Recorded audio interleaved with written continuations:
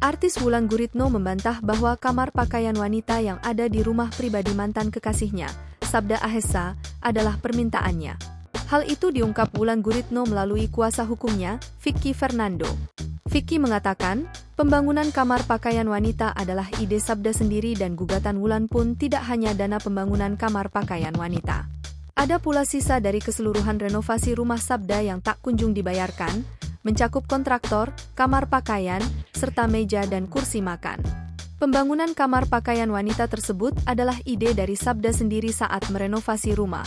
Tidak ada dana kesepakatan bersama seperti yang dikatakan oleh pihak Sabda beberapa waktu lalu. Ujar Vicky kepada wartawan, Sabtu, 8 Maret 2024.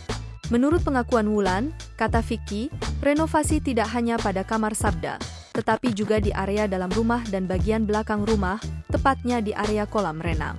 Yang dibilang dana bersama kesepakatan bersama itu misalnya renovasi bagian belakang rumah, kolam. Nah itu tidak dipermasalahkan karena memang Wulan mau merenovasikan, kata Vicky.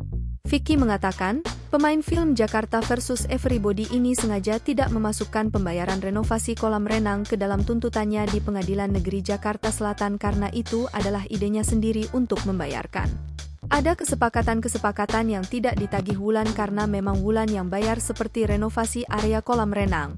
Wulan tidak tagihkan, ucap Vicky. Vicky mengatakan, renovasi rumah Sabda tersebut telah dilakukan oleh Urbanart sejak Februari 2023. Namun, setelah rumah Sabda direnovasi, ternyata tagihannya tidak segera dibayarkan. Padahal batas pembayaran tagihan pelunasan renovasi itu pada Juni 2023. Ketika Wulan hendak menagihkannya, Sabda kerap mengelak. Alhasil Wulan membawa kasus ini ke jalur hukum. Sampai Oktober 2023 ditagih, tapi Sabda tak kunjung membayar. Nah baru bayar di bulan November dan Desember 2023 tapi belum lunas. Giliran ditagih dana talangan sisana, Sabda berkelit. Makanya Wulan meminta kami untuk membantu bawa masalah ini ke jalur hukum, tutur Vicky. Download Tribun X sekarang, menghadirkan lokal menjadi Indonesia.